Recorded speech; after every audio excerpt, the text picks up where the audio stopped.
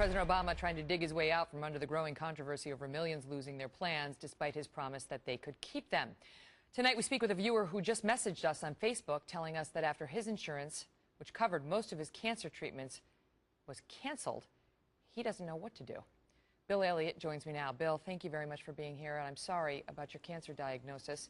So you had been getting treated, and then you found out that your plan was canceled. Why do you believe it was due to Obamacare? Thank you, Megan, for being on the show. I believe because what an insurance guy told me was that it was beyond a catastrophic previous condition. Okay, sorry, my question for you tonight is whether, you know, the president who has now come out and offered this sort of apology, your reaction to it.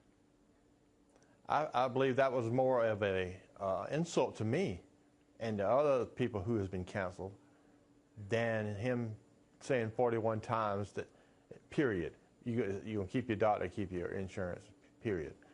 To me now he's saying, like a doctor comes into your operating room and says, look, you know, I cut out your wrong kidney, but I'm sorry about that.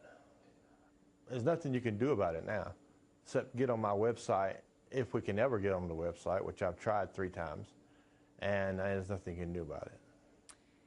Do you feel that the president knowingly misled you? Does it even matter to you? Absolutely, he misled me, because, in fact, I voted for him because that fact. You know, Governor Romney coming out with his facts, but when President come out and said that, you know, you keep your doctor, keep your insurance. I like my doctor. I loved my insurance. They was paying just about everything, including medications and medical devices. Now, with Obamacare, the man that I've got looked into it, is they're not going to pay for the pharmaceuticals, and they're not going to pay for the medical devices. MRI that I had last month before I got canceled was $3,000. Now, if I have to have another one, it costs me out of my pocket $3,000. Your decision now, faced with these costs, is to do what with respect to your insurance?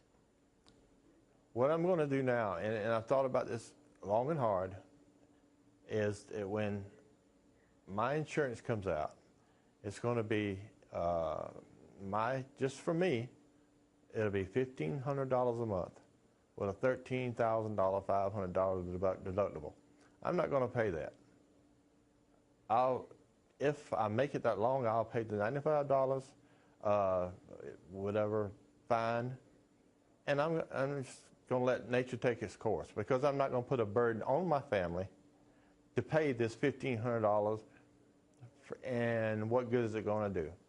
When I was paying almost $180, I think it was, now it's going to $1,500, and it's going to take money out of my kids' bank, it's going to take out of my family, and I'm not going to put up with that. So whatever happens, I believe I'm doing the right thing. I've thought it out, and I prayed about it, and I'm not going to let this $1,500, and that's the catastrophic event, previous event, I'm not going to pay it.